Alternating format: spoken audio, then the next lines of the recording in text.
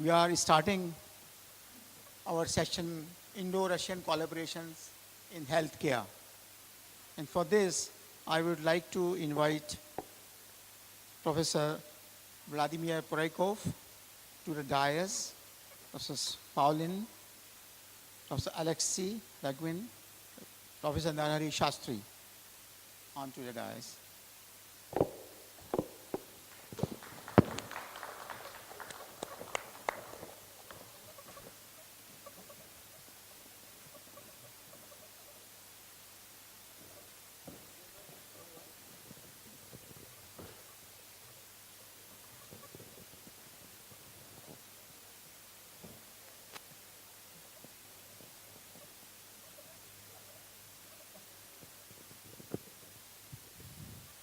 Let me tell you about this meeting.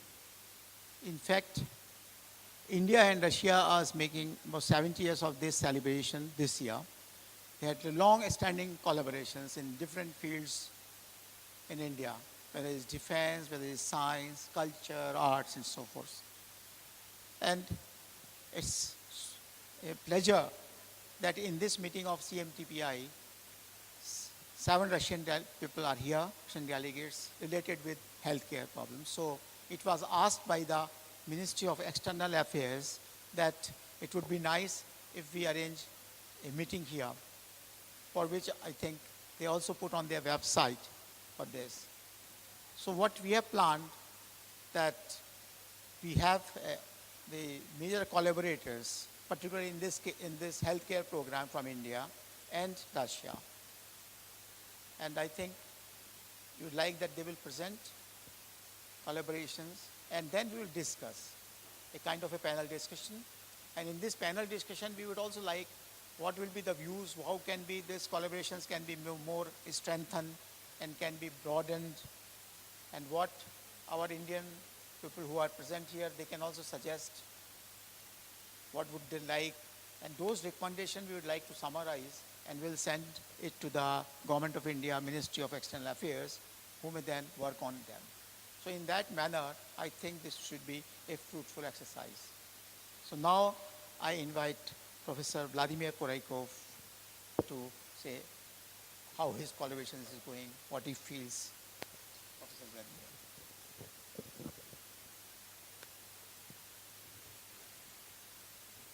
Thanks a lot, Professor Saxena, for your kind introduction to take part in this meeting.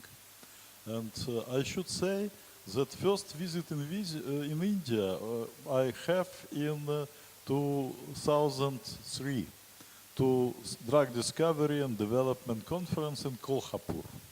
And since that time, I had many visits, particularly taking part in some conferences organized by Professor Saxena in Lucknow, in Central Drug Research Institute, to some other conferences in different cities. And each time I'm very much impressed how the Indian science and technology is progressing. That's, I think, very important. And of course, we have also some progress in Russian science and technology during this time. And in terms of international relations, I think that the interaction between scientists from different countries is something like soft power, which helps politicians to solve very difficult problems.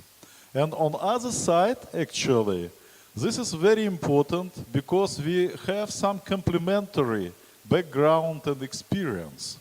And by joining this experience, we may do something which nobody of us could not do working separately. That's very important. And of course, another point of collaboration is very important, that there is some formal relations between Russian and Indian foundations that funded research. I mean that there are some collaborative projects that are announced in Russia and in India, and they are funded in Russia by Russian Foundation for Basic Research and Russian Science Foundation, but in India by DST, Department of Science and Technology. And of course, that provides a significant possibilities to do such cooperation due to this funding.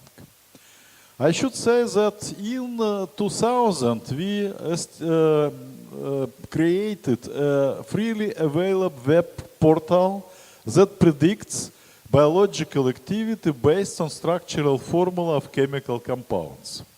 And our first collaborator in India is Professor Rajesh Goel from Punjabi University in Patiala. And at that time, he did his doctoral thesis, and he used predictions which are provided by our team to find some novel activities in chemical series which formerly this activity was not known at all. And he said that he was very much impressed by this possibility. Currently, we have over 4,000 Indian users which predicted more than 200,000 molecules for their biological potential. And this is freely available via internet. I do believe that it creates some opportunities to find some new pharmacological substances. And this is done just without any funding from Indian or Russian side, just on voluntary basis. But later we tried jointly with Professor Rajesh Goel from Patiala to apply for some project that could be done in the framework of Russian Foundation of Basic Research and DST joint projects, which was dedicated to finding some hidden pharmacological potential of phytocomponents from Ayurvedic medicine.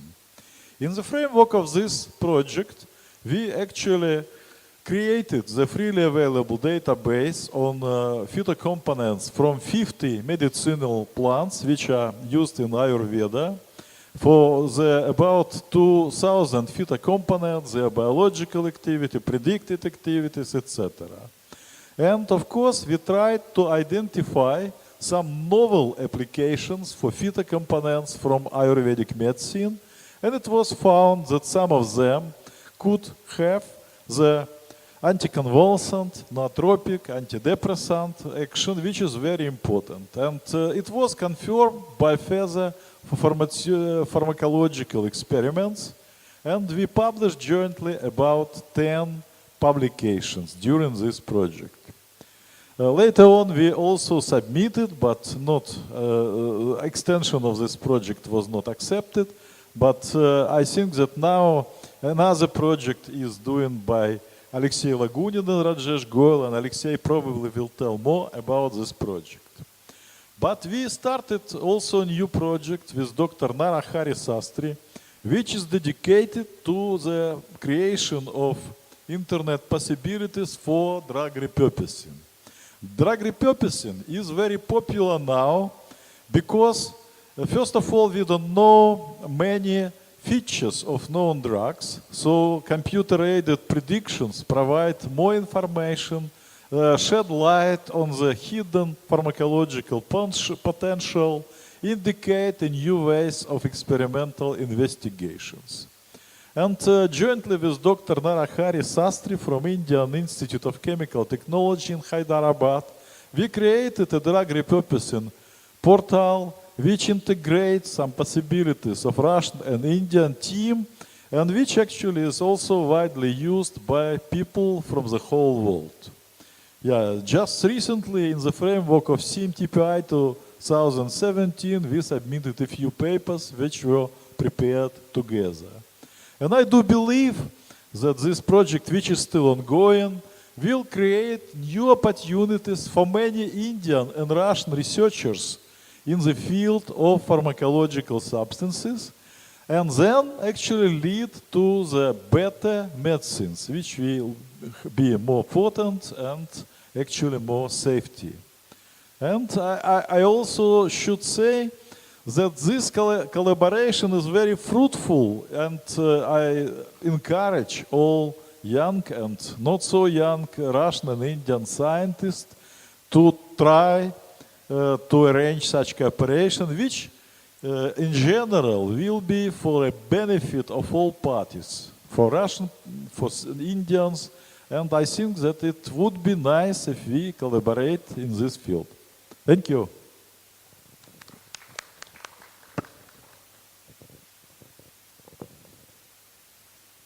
So now we can have the questions, other things later on. So I would now request Professor Narahari Shastri to say a few words about his project collaboration. Good afternoon. Thank you very much. And Professor Poroikov has described about the type of collaborations that are going on, including our project. I am trained as a computational quantum chemist, but have been interested in problems of biological importance in the last 15 years. If you take medical care, health care, and biological sciences and chemical sciences in the pharmaceutical industry, these appear to be slightly disentangled. And it's important that we have to get the knowledge that is generated from these different disciplines and integrate them and address big challenges.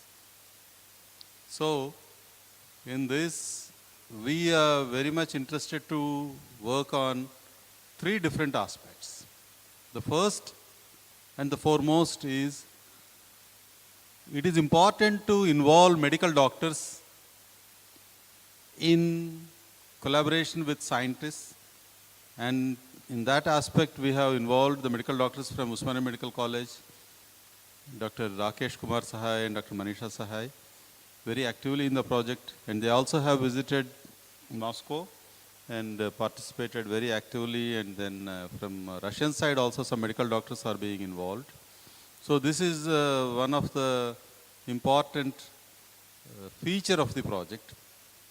The second feature of the project, I strongly believe that one need to develop a disease-specific web portal. The idea here is, if we have a big question, either to develop a drug or to understand the disease, how it spreads, and what are the implications, what are all the things that are associated with a particular disease. It's extremely important to have all the data with literature, the text mining data, genomics data, proteomics data, chemoinformatics data, biological activity data, and what are the drugs which will show some indication, what are the promising leads, so on and so forth, what are the targets. All this information, if it is there in one place about that particular disease, that will be very good. And eventually, if we have such disease-specific web portals, several of them, which will have significant overlaps, as I have discussed in the talk that I gave, about 60 to 70% of the information that is there in the disease-specific web portal is independent of the disease. Only 30-40% is dependent on the disease. So this data will be very useful and amenable for data science-driven approaches to find new solutions. So this is the second aspect of our collaboration. And the third aspect is very well mentioned by Professor Poroikov, that is drug repurposing. It is extremely important to be able to exploit the knowledge that is generated by so many drugs which went through this FDA approval. And if some of them are not being used effectively, it's a nice idea to see their use so that it will be pragmatic and convenient to use these FDA approved drugs for some other purposes. And there is a lot of work that has to be done, which involves work on structural biology, computational biology, and a series of clinical trials. And in this aspect, the pass online will be extremely useful, And this can be strengthened continually by adding more data to that and validating more and then making it more accurate.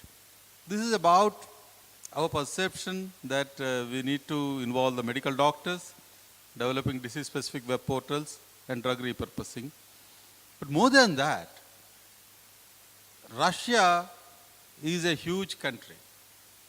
If I wanted to put it in some not so serious way, on a lighter note, Russia is a rich country, but somehow many Russians are undergoing a temporary turmoil that they need some stronger economic support.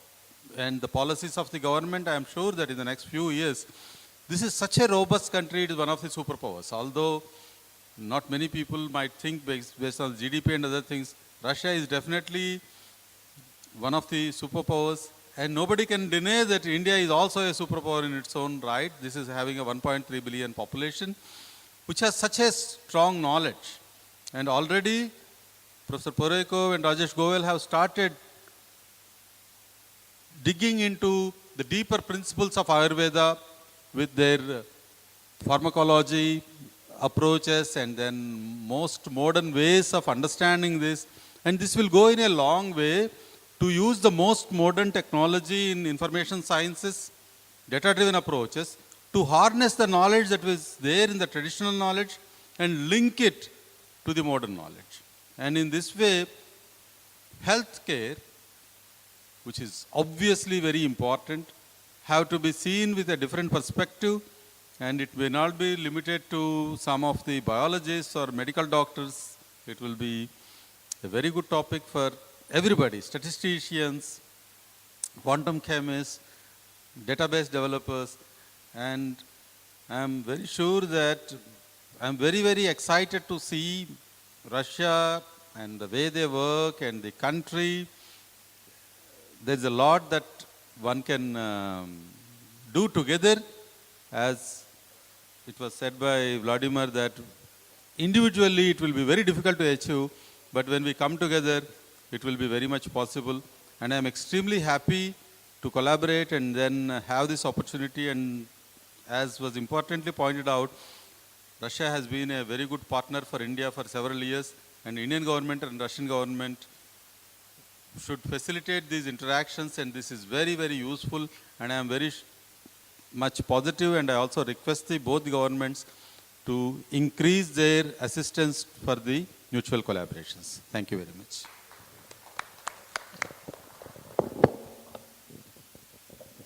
So thank you very much, Professor Naradi Shastri, for elaborating it. Just I would like to add that there are other people also here, Pauline, who is also having a collaboration here with industry. So now I can ask now Pauline, you can express what your collaborations are. Yeah, we'll then put the panel discussion afterwards. Okay, but I will start first not for the collaboration. My first acquaintance with India was when I was a first-year student. Indira Gandhi visited our university, and from the whole university, from all departments, our students group of 20 people were selected just to wave hands to Indira Gandhi. It was a long time ago. Then I seemed here closer than people here. Then when the monument to Indira Gandhi was opened, Rajiv Gandhi came, and our laboratory was invited to greet Rajiv Gandhi. When I came to India to the conference for the first time in '98, Prime Minister Vajpayee came to greet this conference. So it was a kind of interesting luck to meet 3 prime ministers of India. Yes, but of course it was not directly related with science. Now we have good cooperation with pharmaceutical company in India. The student from India was master degree student in my laboratory. He received master degree. he received a Bachelor of Science in Rice University, Houston, master degree in our lab, PhD in Bristol, and now he's a managing director in Mumbai at the pharmaceutical company. So what was the way of student? And of course, I know quite well his father, who is the president of this company, and for many years we have very good scientific collaboration in modeling, synthesis, and even in biological studies of antiviral compounds. And I hope we will have good success in this field. So, Thank you very much. So I think maybe we may start the panel discussion. What I propose, I feel from my side, I feel we should identify in the healthcare what are the strong points or strong in which India is strong, and they are very much what are the strong points of Russia. Of course, both are working, but there are some strong points, and I feel, in my opinion, we should use them in collaboration so both India and Russia get strengthened. So our strengths, we are good. I feel that in India, we are very good, very excellent chemists, organic chemists we have. And that's the reason why I'm going to substantiate it. Why? Because when this process patent came in India in 1974 onwards, India was very much down in the pharmaceutical industry. But as soon as it came, the new processes were so vastly developed, because you have not to pay any intellectual property right in 74 up to that. And we were ahead. We were now still, because of that, we are third or fourth in the world for producing drugs. So we were very good. Once we know what to make, Indian organic chemist makes it far cheaper. The story turned only when it was a story of ciprofloxacin. I know it better because in Ranbaxy was the first. What happened, they started making the trick that as soon as the compound going to a clinical trial in the second stage or the third stage, they will start developing a process in India. So by the time this drug is released into the market from US or countries, particularly from US, a new cheaper process is ready. And they throw it in the market. And when it was a ciprofloxacin, when it was released, there were, I think, 2 tons of ciprofloxacin, which was at the docks of America. And then they thought what will happen. The industry became challenging, and they stopped it, that it cannot be introduced in US. And thereafter, whole thing turned, WTO came, India must be a signatory to this. And finally, 2005, 1st January, India had become a signatory. Now we have to pay the royalty. So I mean, saying India, strong point is that we are very, very good for synthesis of the compounds. But when new drug discovery came in India after 2005, industry was to do. So what happened was they opened up NDD units in different labs. In Ranbaxy it was, in others. But it is a very time consuming, not only time, it's very cost invested. Cost is involved. And I think they could not sustain that much. And that's the reason why in India, it did not come to that way. And then now in Indian companies thinking we can depend on generics. Generics means those who are off patent, and they can certainly make it. Again, the world is a competition, you know. US is major one in the competition. They also want that how we can make it lesser, because otherwise then they go behind. So what I feel that for India and Russia, we should think. The other part is very good in Russia, as you have seen Vladimir's thing, that they have very good computational systems, modern tools for finding the new leads or even the drugs fastly evaluated. So that part is strong. And I think there's very right collaborations which are going on between us, say, on both sides. And if we can identify the leads, then chemists can synthesize. So what to synthesize has to be adopted, and I think Russia is maybe stronger. Of course, both will collaborate on both sides. So we should involve, what I feel, Shastri, we should involve more of the chemist into it also. Because you are also a computational chemist and we are involving doctors. So in my opinion, one point is that we should make it more horizon, it should be, more people should be involved into it. So for a kind of a drugs availability or medicines availability to the nation. And for Ayurveda, I think this is also very nice that Rajesh Goel is from Natural Products. He's trying, and Vladimir has got this past softwares by which you know the properties, then you can combine. So it gives a big idea where it can be used and gives a scientific foundation to our Ayurveda. Our Ayurveda is very rich, but the point is that it is not that scientifically broadened. And for this, I think we need, one is of course the other aspect which should be also integrated into it is the quality assurance. The major fault of Ayurveda is that quality assurance is not there because the plant has to be collected, when it has to be collected, whether those constituents are there or not there. So what I would feel that in this field, it needs more people to be inducted, number one. And my other point is, in which I think we should, both India and Russia should collaborate, and that is a WHO plan of this health security, international health security. And in this, there is an action plan, national action plan for health security. It's called IHPS. And I think in this WHO is very much involved. And what they do, they see that how we can overall health security. So there must be good pathological labs by which a monitoring can be done for the diseases. People can be checked. They can be treated. So that works differently. I think in this case, not that we scientists, but I mean in India, the other scientists or Indian agencies, they should come forward and find out that we should provide this national health security to villages, to others. So monitoring is done and it is being planned. That means it is a kind of a prevention also. Those of us who know, I think they get themselves monitored. If the ladies are there, they go for every year for a mammography after the age of 35 or even 30.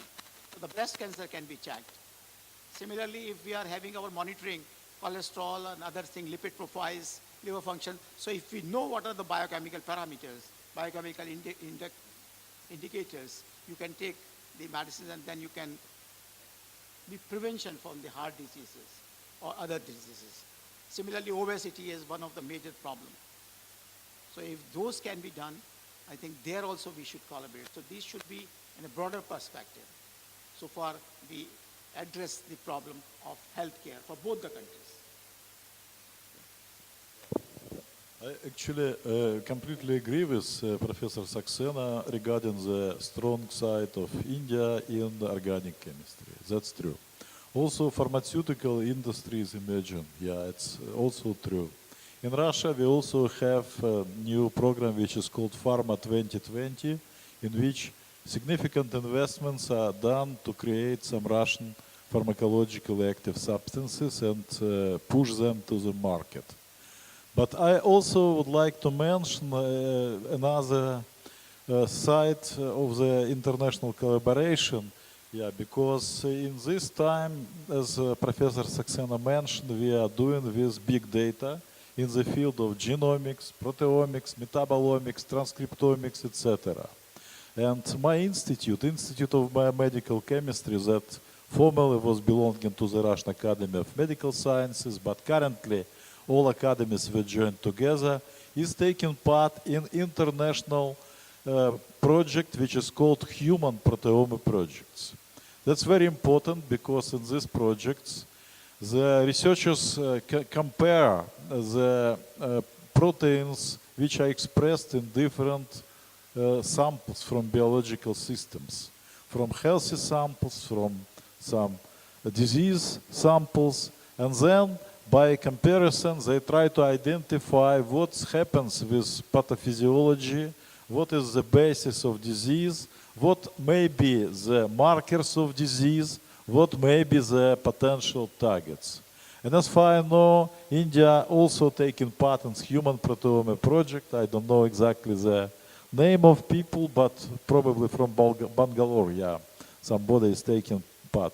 And this is also very important because that's a big international project which includes many countries, and it may help to find some new biomarkers, new targets, and of course, then organic chemists, computational chemists should have a possibility to find some new ligands for these diseases.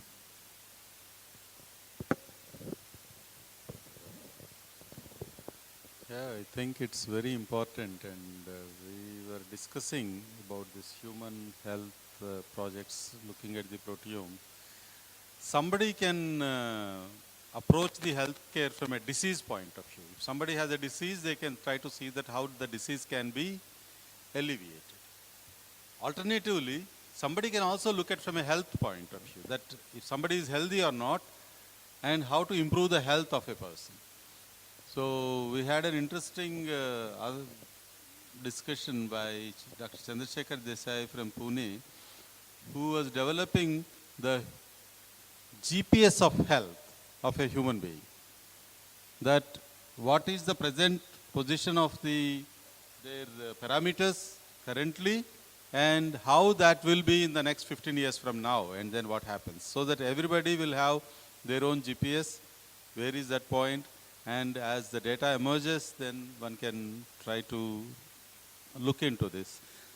So the idea is, again, if we have the information from the medical doctors and if you are able to get these parameters, we can go deeper into the protein gene expression pathways and then which are involved in a particular disease. But we can also try to look at from a health point of view, from an immunology point of view. Maybe that if you approach the healthcare from a health point of view rather than disease point of view, we may have some pointers to take from our traditional medicine, like VKP of Ayurveda and the Panchakoshas and other things that are there. So there is probably a strong need to integrate our traditional knowledge with modern medicine. So this is probably where we can, Russian and Indian scientists can come together and then work on these aspects. Good afternoon. I would like to add some words about cooperation. I had a cooperation project with Rajesh Goel from Punjabi University, and I would like to light at the possibility of the use data and information from traditional Indian medicine, which has a rich history and use a lot of medicinal plants, which include many phytocomponents. And in our projects, we try to find new drug targets for treatment of vascular dementia, which is very important in both our country, in Russia and India, even more than Alzheimer's diseases. And cooperation in this field very important, because without information about phytocomponents, we cannot generate new ideas how to improve the treatment of many diseases, including vascular dementia. And I hope that in future Department of Science and Technology of India also will support something like our project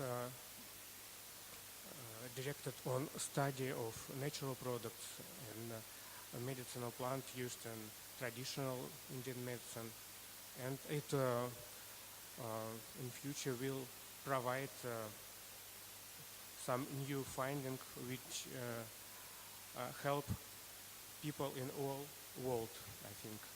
Thank you. Okay. And I would like to say a few words about some complementary studies. In Russia, tick-borne encephalitis is a problem in Siberia, which is viral disease, and the tick-borne encephalitis virus belongs to flaviviruses.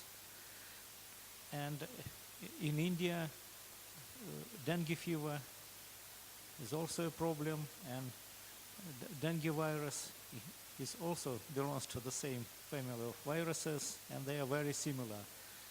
So we can exchange data for antiviral compounds for dengue, which is luckily not present right now in Russia, and encephalitis. And because right now there are no single medicine to cure both dengue and encephalitis. So it's a very serious problem which should be solved, and it could be solved jointly between India and Russia.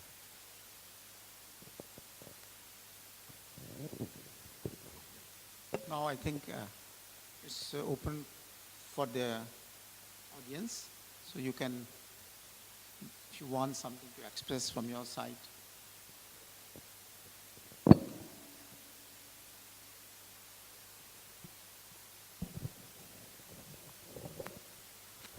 Thank you, Indian experts and Russian experts for the discussion on Indo-Russian collaborations in healthcare.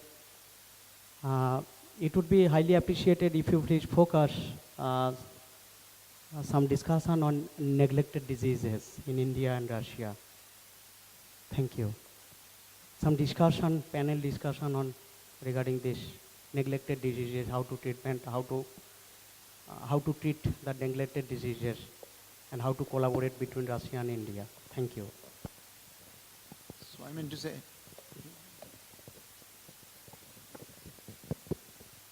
so I think one of the diseases I feel that the major disease at this time is for India is tuberculosis. But what is the position of tuberculosis in Russia? Yeah, actually it's also very important to find some anti-tuberculosis compounds because you know this resistance, multi-drug resistance, and of course in the framework of our joint project with Dr. Sastry from Indian Institute of Chemical Technology, we have tuberculosis as one of priorities. So we just submitted a joint paper to SAR and QSAR in environmental research, to the proceedings of the CNTPI to 217 symposium regarding this problem. And maybe Dr. Sastry still more. The title of our joint project is the knowledge-based approaches in tuberculosis and lifestyle diseases and metabolic disorders. So we are trying to work a little bit on the tuberculosis. And in this paper that Professor Poroikov was mentioning is one of the major issues with tuberculosis is membrane permeability. Because MTB membrane this is one of the major aspects for any anti-TB drugs to be active. It has to selectively permeate through the MTB membrane, which is very different from the human cell membrane. So we have developed models to have what are the structural requirements for the MTB membrane permeability based on a large number of enzyme-based and cell-based assays. So this was just published, and then we are still working on trying to give the hits which will be multi-drug resistance hits using polypharmacology approaches. It means the drugs are unable to enter. That is one of the major problem why many drugs fail. Okay. And the second thing is drug resistance. Okay. So we are using the polypharmacology approach to see that the designed drugs will be suitable to target more than 6 to 7 targets. So we are able to identify about 59 compounds, out of which 10 are very promising compounds. And we are going ahead with this. You have got physically then? You have got the compounds physically?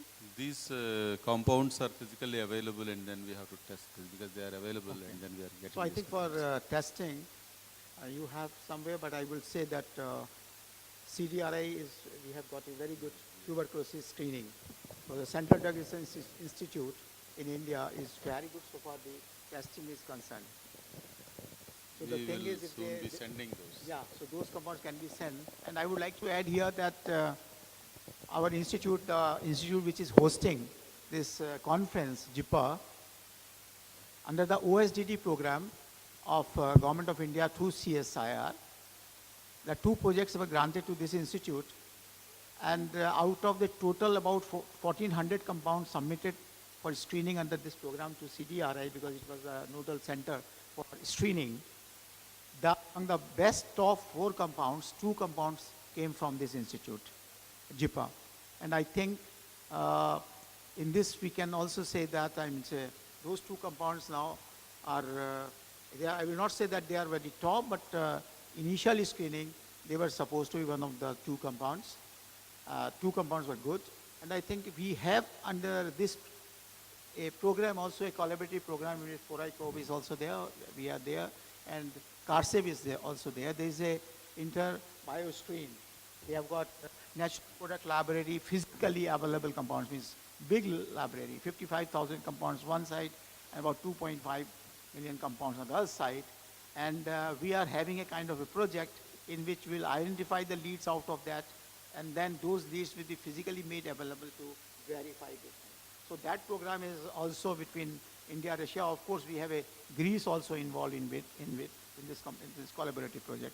The 2 partners are from Russia, one from India, this our institute, JIPA, as well as from Greece, Thessaloniki, Aristotle University through Athena. So I mean, we are having this. So the point is that we should inculcate for these topical, these diseases, which are neglected diseases. So I would say that we must focus first for the tuberculosis because it is more common. Of course, we have malaria, we have malaria, we have leishmaniasis, but they may be not that common in Russia. So it would be better that out of the neglected diseases, the disease which is common to both, it should be given the first preference. Because we should take something which is common to both and both interests. But malaria, I don't think is that much of a problem in Russia. Not so big, yeah. So I think we should focus. So what is your suggestion to the public? How to take care of their health? How to prevent tuberculosis in general? Apart from the medicine, including medicine also. What is your suggestion? Please explain to the public. I would like to that, first of all, in India, the most important thing, which I say to public in terms of healthcare, not only for tuberculosis, is the hygiene. Most important. Cleanliness, which our Prime Minister also emphasizing. Clean India. Swachh Bharat. So that is most important. Many of the diseases in this country, infectious diseases and waterborne diseases, they are because of the hygiene in one way. We are not getting water, which is right. So many diseases are because of water. So if we can get water free from infections, so that is one of the most important parts. Second thing, the infection. I would say the health, I don't know what is in Russia, but what I found in India is that resistance which is developed in India very fast. For malaria, we are getting the resistance so fast with the drug we got. What is the reason? Whether it's malaria or it's infectious. The doctors are not well educating the patient, and the patient are also not aware of. So if you stop taking, suppose you started with antibiotics, and you are not taking antibiotics particularly for a complete duration, there will be some bacteria which will be left, and those are those bacteria which had some resistance. Now they are not fully killed. So after some time they develop. So you get those bacteria which are partly resistant. Now you give the same medicine to that person, it will not be responsive to that an extent. Again, he will take the medicine, he is okay within 1 day or 2 days, don't complete the course, and then again the same thing happening. Now still more resistant bacteria are there. So gradually what happens? Resistance develops. So the resistance development is because of our population not the right part, how the medicine has to be taken. Doctors' parts, they are not also discussing and telling. So I think this is most important in the country, that we must get a prelim education of that type. If that is there and we are hygienic, I think about 50% of disease will be not there. So are we allowed to ask something new, not exactly how it's going? Because it's not only Indo-Russian, but it is certainly very much important to look for future. Yes, we are very good in making QSR and models and chemistry and everything. Both the countries. My question is different, and my comments actually on that. That I think we have to progress on future. And there are two things very much on the line, and where from companies who are producing drugs are suffering. It's not just Indian companies suffering for IPR business, which is rather past. Now all over world, most of the drug companies are failing to send pipelines. And the major reason is that even FDA is not getting enough on the line. The reason, the trouble is, we are knowing too much information on biology side. And drug designing, if somebody has to be included, that is the biologist. The reason is not only the disease belongs to us, but also the effect belongs to the same human. And even if you take the animals, almost similar. What is good to look forward, I would say, is putting some more people into who are from genomics, proteomics, actually doing. It's not from the chemist point of view, but from biologist point of view. And what is in future, and both India has progressed quite a lot, and I have seen Russian publications very good and quality. That is, from the probing the genomics, people are finding disease orientation with gene and protein. So maybe we can look for including or expanding this particular one, where we can identify the targets from biological side, as well we can use chemical probes to identify new targets. So this is, I would suggest to panelists to look forward science. It's not just what we are carrying. This will bring us to the next level of, and that should be world level and everywhere mostly. So involving medical scientists is good because they have the information about health records. I think it's also necessary, those biosciences who are doing the genomic-based research and proteomics-based research, to find a place somewhere so that we can communicate and connect these two views. So whatever is This is a very good point, and a lot of money is invested on that. And thanks to these biologists, the drug discovery cost per drug has gone from 400 million to 1.2 billion. The complicatedness that is there by going into these genomics and proteomics approaches is very well recognized. However, I feel that the drug repurposing and trying to understand the disease-disease interactions and involving the medical doctors and harnessing the traditional knowledge are probably not that much thought about. Whereas the target identification is very well thought about. So many protein structure identifications and the infrastructure was built. Now you have the cryo-electron microscopy, imaging, and all of them have burned. Now if you want to buy a cryo-electron microscopy, it is 40 crores for this, and then people are buying. Microscopies, electronics, all these things are there, they're very good. And I don't think that this is a neglected area. What is a neglected area is drug repurposing. What is an area is the connecting between the traditional and modern knowledge. We have people who are very, very biased about either modern science or traditional science. So one has to take these inhibitions. I think about 20 years before, it is the chemists and pharmaceutical scientists who are leading the new drug discovery. Currently, it is the biologists. And things have not improved. Only thing is costs have improved. And people are becoming bankrupt, whoever is working in drug discovery. And that has led to the closure of all R&D from India and many other small countries, because the drug discovery has become so expensive and this is not possible for anybody in India to do this. However, if you try to take the drug repurposing and then try to harness the modern knowledge and then try to involve the nutrition and nutraceuticals as one of the elements from a health point of view rather than a disease point of view, this may be the way to go about. This is my personal opinion. Actually, I would like to add something here, because Indira touched very sensitive point, and I should say that currently the solution may be so-called network pharmacology. It's actually combines ancient knowledge from Ayurveda, from other traditional medicines, which was considered the organism as a very complicated system. And that's why many components should be applied simultaneously to target many targets.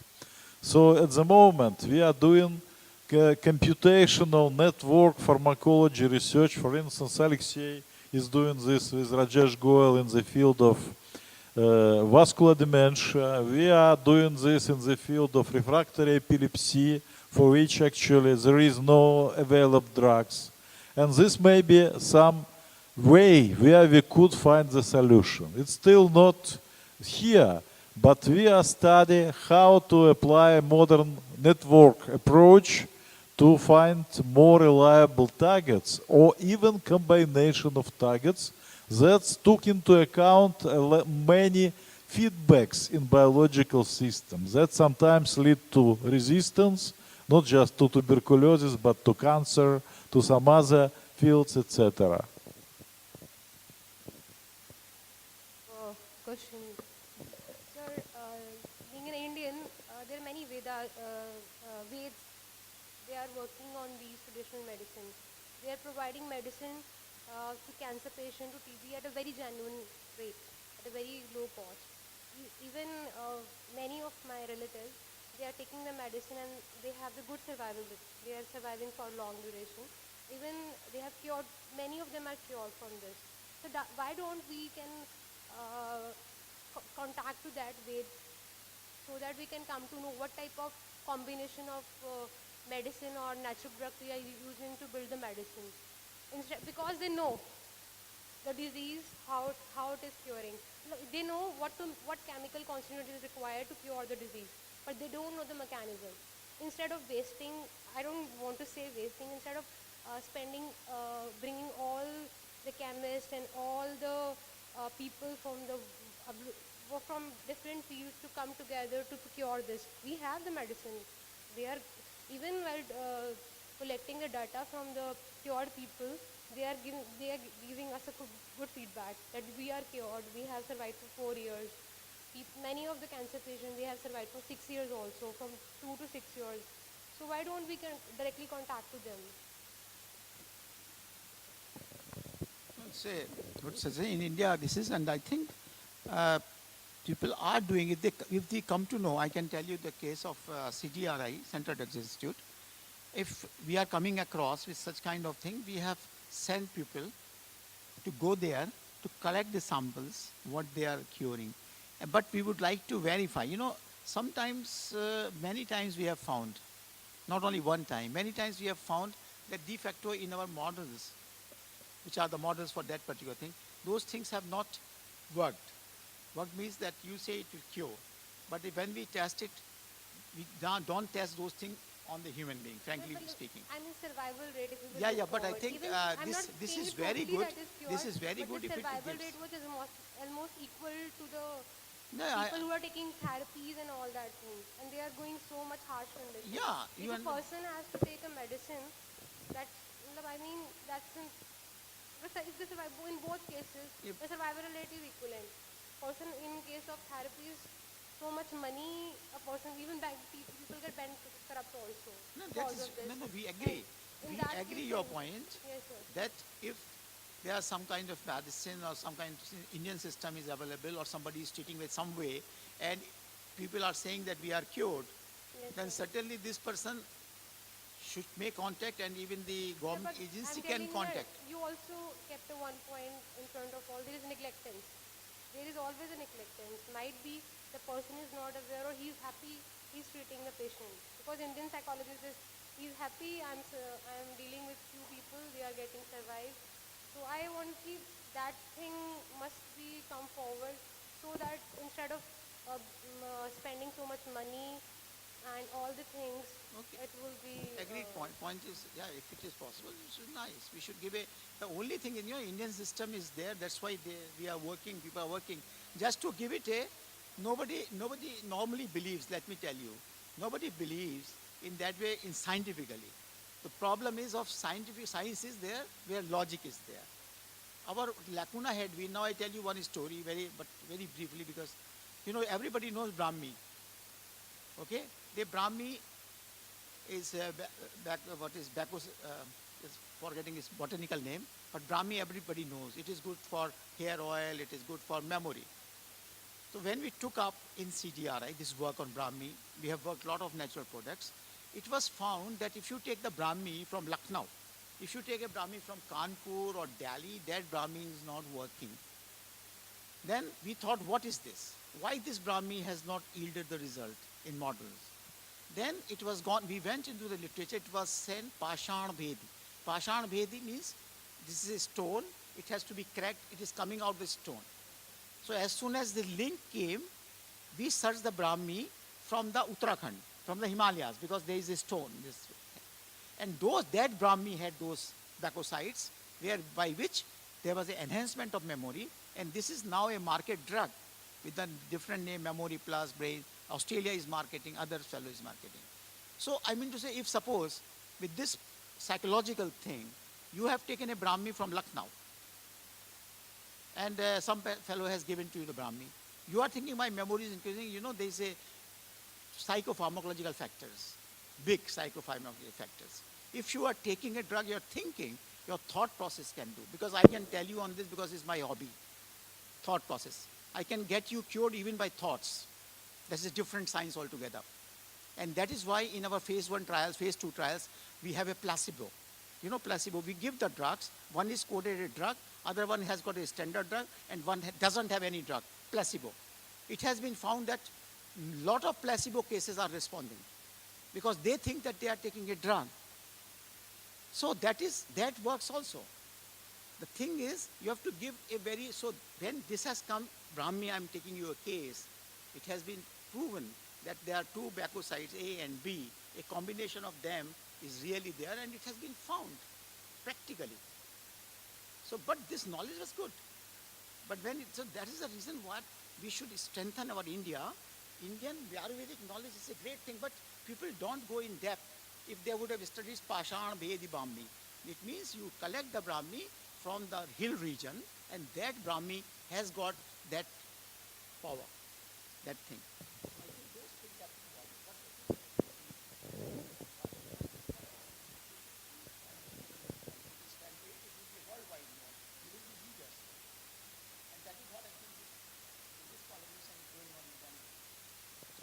I think we have to focus our discussion on how Indian and Russian scientists to work together.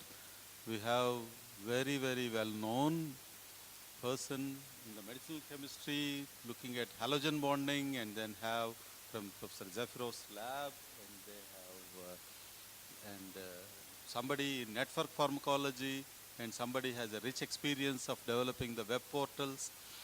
And if there are some specific questions on how you can make collaborations and exchange addresses and then have newer plans, that may be better rather than, this is all very interesting topics. But we try to use the limited time that we have to have a definitive interactions, and we are not able to say anything more chemistry or biology or pharmacy, but there is a big need for India to collaborate with Russia, and we can learn a lot. And we also believe that our Russian colleagues also think that they have something to learn from India, and we need to increase our collaborations. Not only Russian Foundation for Basic Research, we have DST and DBT also have the Indo-Russian programs. Maybe there are other things, because in defense, India has a strong dependence on Russia, and maybe DAE also will have some projects, and ICMR may have some projects, and as we have some, as Professor Vladimir has some collaboration with industry, we also should try to see our industry to have a nicer Russian scientists, which I wanted to repeat that this is still a superpower. And then we have to harness that knowledge and technical strength that Russia has for our mutual benefit. I think we have to, within the next few minutes that we have, let us focus on how to strengthen the Indo-Russian collaborations. This is my request. Okay, any other?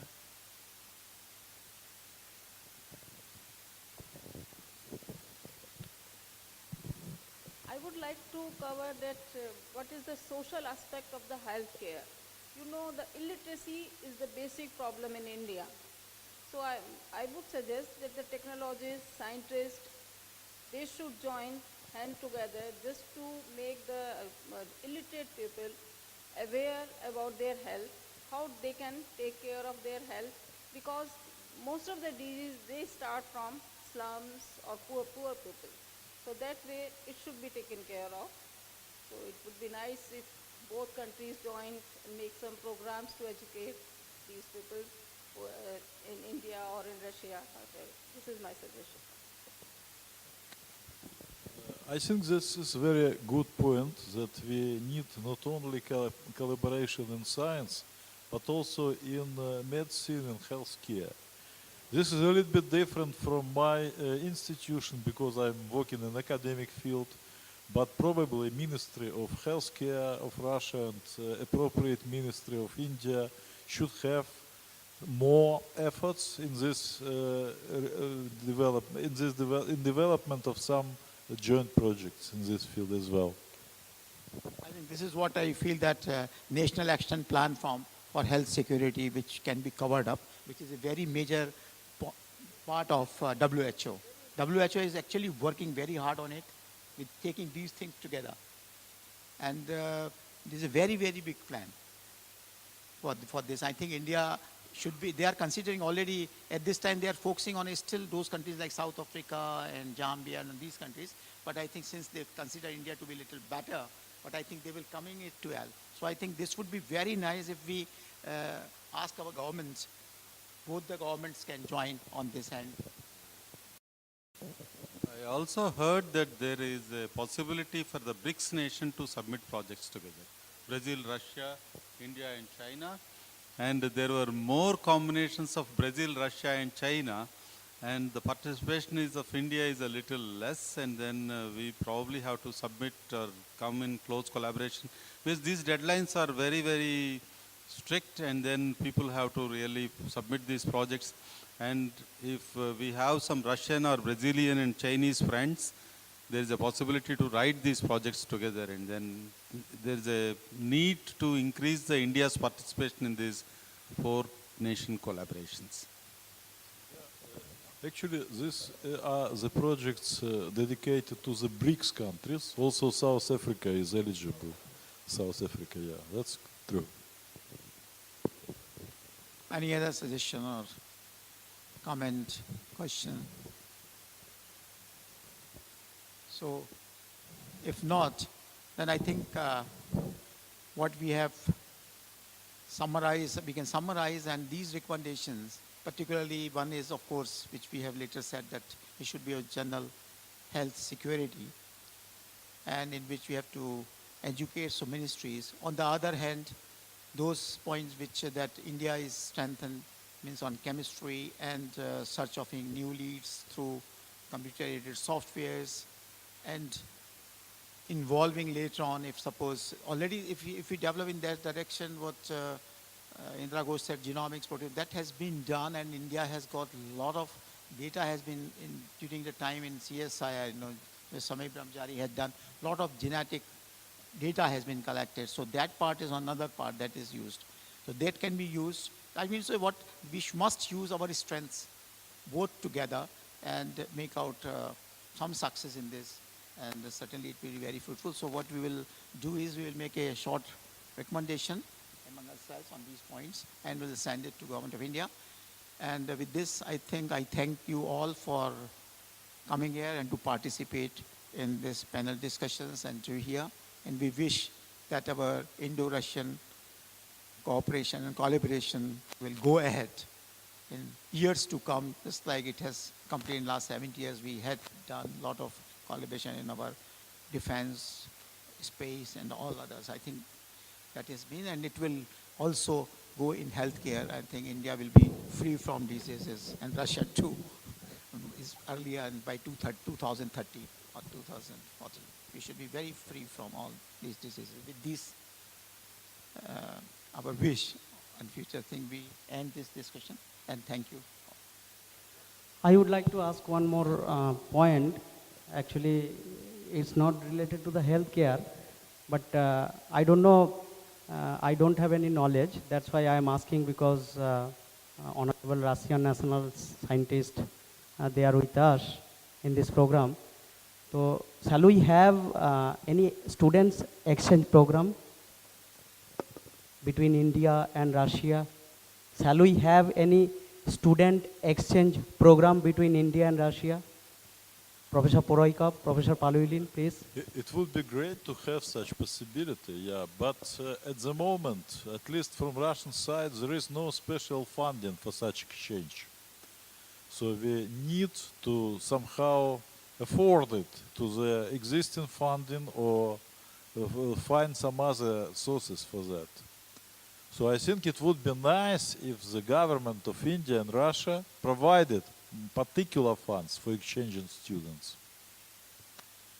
I think they should be certainly able to do it, because your funding which is coming Yeah. through DST and others, they may make this provision. It's not. So now I request to our Indian scientists and Russian scientists to please come together and write to the government, corresponding government, so that this exchange program could be strong through this Indo-Russian collaboration in healthcare in this program, in this meeting. Please. Very good, because although we were saying that we have to encourage, only about 15% of the projects that were submitted were funded. So last time there were 22 joint projects and only 4 projects were funded. So it's not that the projects are not good. The amount of money that they can allocate is not good enough. So they have to still increase, and we have to pray that our GDP increases and the government allocates more money for this collaboration. So I think, of course, the funding if increased will help scientists from both sides to work more, and of course the student exchange program can be there. So we will put this also a recommendation in this. Okay, with this, I think I thank all the panelists that they spared time and they joined here. I'm thankful to Vladimir, thankful to Narahari Shastri and Alexei and Pauline that they spared time and they stayed here. And I thank you all once again for this. Thank you very much.